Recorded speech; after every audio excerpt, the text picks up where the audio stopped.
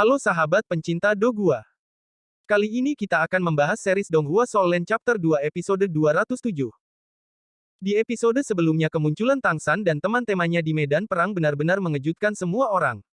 Terutama pihak Kekaisaran Aula Wuhun, yang harus mundur karena berhasil Tangsan kalahkan menggunakan senjata Trisula Dewa Laut. Tetapi, di sini saya mengingatkan bahwa konten ini hanya sebuah spoiler. Jadi untuk kalian yang belum menonton bisa tonton di website atau di aplikasi WTV. Oke, langsung saja kita lanjut spoilernya. Setelah pertarungan besar di kota Silu, dua kekaisaran akhirnya merapatkan dan berhasil mendapatkan strategi untuk mengalahkan Kekaisaran Aula Wuhun. Yaitu dengan mengulur waktu perang sehingga pihak Kekaisaran Aula Wuhun kehabisan bekal sumber daya.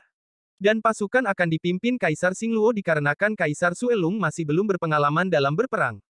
Markas mereka akan berada di kota Silu dan akan menyerang untuk merebut kembali beberapa kota setelah pasukan siap. Tangsan dan Xiao Wu berniat untuk melanjutkan latihan di Sekte Hautian untuk menyelesaikan ujian Dewa Laut ke-8.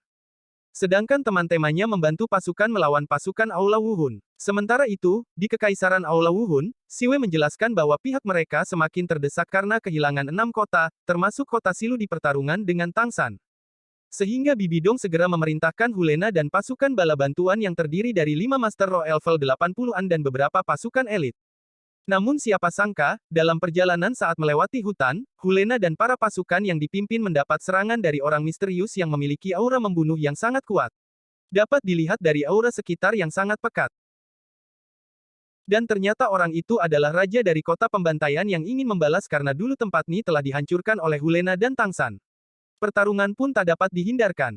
Akan tetapi Hulena dan pasukan elitnya beserta para Master Roh level 80 tidak dapat menandinginya. Satu persatu pun pasukan Hulena dan para Master Roh level 80 mati mengenaskan dengan dihisap kelelawar hingga kering.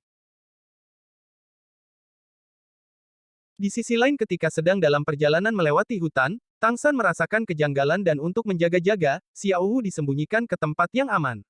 Tangsan melihat banyak mayat berserakan di mana-mana seperti sebuah bekas pertempuran tercium juga. Bau darah yang begitu pekat di udara namun anehnya tidak ada bekas darah sedikitpun di tubuh mereka.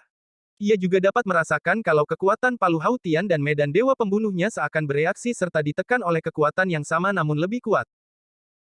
Bahkan aura dewa lautnya pun tidak bisa sepenuhnya membersihkan ataupun menghilangkan reaksi yang berlangsung.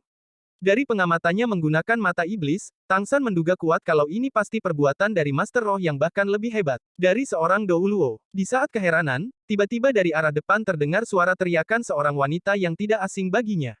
Sehingga Tangsan bergegas untuk memeriksanya. Benar saja, ternyata suara itu berasal dari pertarungan antara Hulena. Dan beruntung Tangsan datang tepat waktu. Sehingga nyawa Hulena bisa terselamatkan. Tangsan pun sudah menyadari kalau orang di hadapannya adalah Raja Kota Pembantaian yang juga mengunci kekuatan dewa pembunuh miliknya.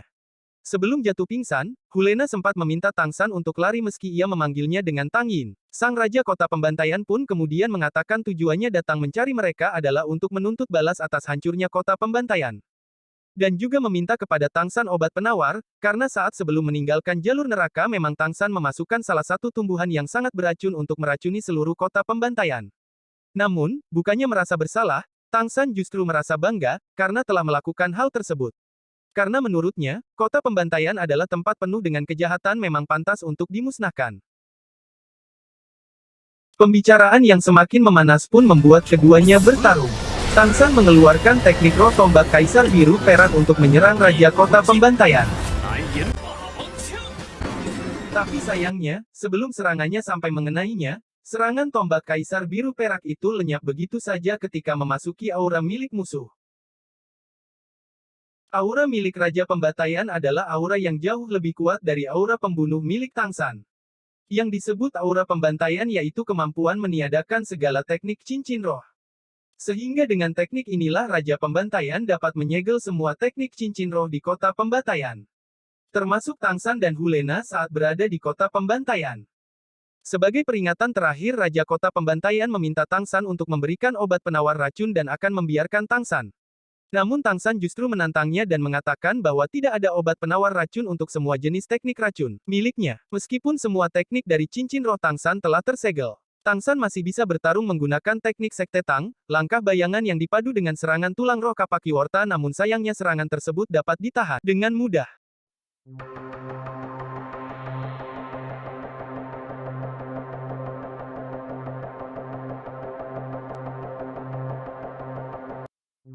Dalam situasi ini aura Dewa Pembunuh tidak dapat digunakan, teknik cincin roh telah disegel dan teknik tulang roh terkuat tidak mempan. Namun masih ada teknik medan rumput biru perak. Karena ini adalah lingkungan hutan. Sehingga teknik jenis tumbuhan pasti lebih kuat.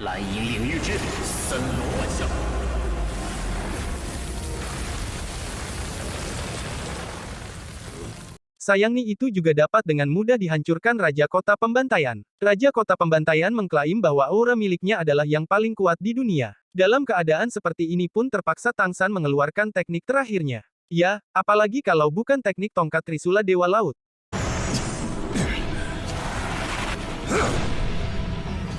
Siap untuk menyerang kembali, Raja Kota Pembantaian mengeluarkan teknik senjata alam roh yang tidak asing lagi, yaitu teknik senjata palu Hautian.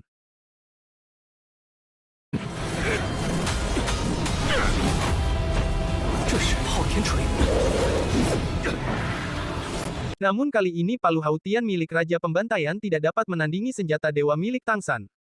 Untuk itu ia mengeluarkan sebuah teknik senjata dewa, yaitu pedang Dewa Asyura.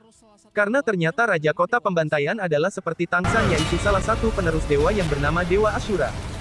Dan benar saja, pedang Dewa Asyura dapat mengimbangi senjata dewa milik Tang San. Namun, secara level Tang San masih jauh dari Raja Kota Pembantaian sehingga membuatnya tidak sanggup bertahan lebih lama dalam benturan kekuatan tersebut. Kini Tang San pun benar-benar kehabisan kekuatan. Pikiran tertekan dan serangan terkuatnya pun dapat ditahan sehingga pasti lawannya kali ini sebanding dengan Boksai. Ditambah lagi pedang Asyura yang dapat mengimbangi Trisula Dewa Laut. Tetapi yang aneh, mengapa Raja Kota Pembantaian tidak melanjutkan serangannya dan justru mengucapkan terima kasih, dan ternyata berkat radiasi benturan senjata Trisula Dewa Laut yang ia terima membuat kembali bisa menguasai kesadarannya yang sejak awal dikuasai kekuatan jahat.